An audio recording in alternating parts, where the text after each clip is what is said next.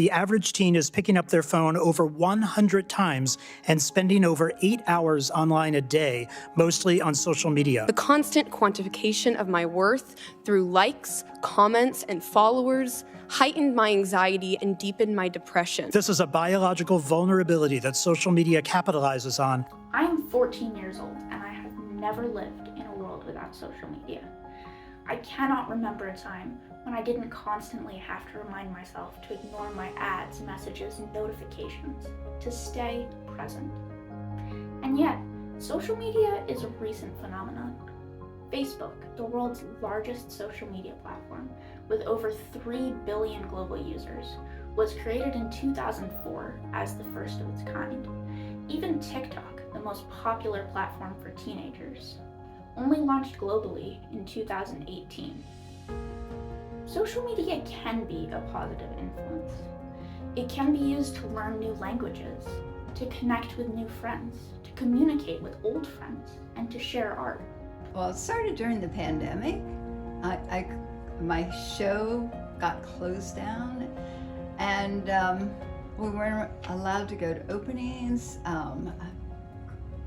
Nobody could see what kind of art I was doing. I just wanted to get my art out there. I could post it and then I'd get some feedback.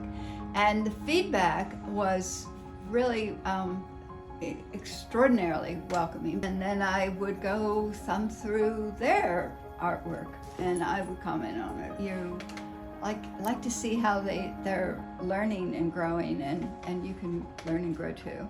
Social media can also be used for entertainment, to promote businesses and advertise events. I'm proud that our platform is a place where they can spend time with the people that they care about, where they can start incredible movements, where they can find new interests, where they can even turn a passion into a business. I had a show recently with a group of artists, Chevy Chase artists, and it was an art walk. Individually as artists, we made sure that we got it out there. We kept posting that this show is coming. And a lot of people came by. I had 6 sales and good money. Social media has allowed for global interaction in the scientific community to tackle pressing issues like climate change and to educate mass audiences on these issues.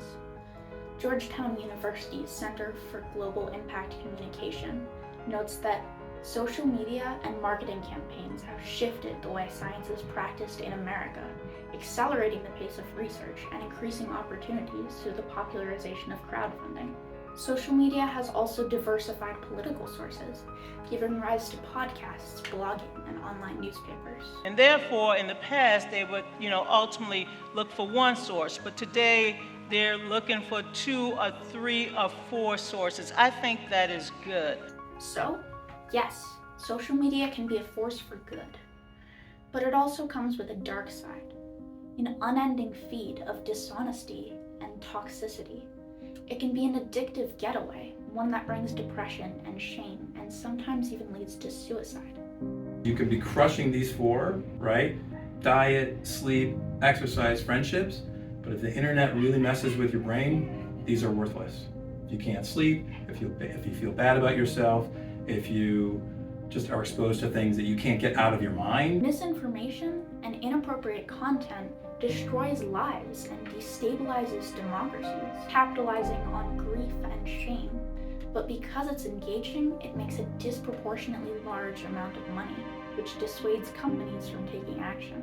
Research has documented bad actors causing harm, but also bad platforms encouraging, amplifying, and profiting from that harm.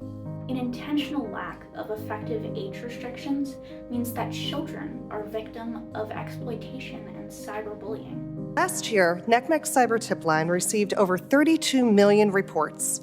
These reports contained over 88 million images and videos and other content related to child sexual exploitation. Facebook or YouTube or Snapchat, all those things, they want you on their platform. They don't care about if it's messing with your sleep, if it's messing with your self-esteem, if it's exposing you to things that are just going to make you go down more rabbit holes over time, right? The porn industry loves people being on the internet. It's really, right? They don't care, right? But they put stuff out there to get your attention and keep you hooked. To personalize ads, sensitive data is kept permanently in storage.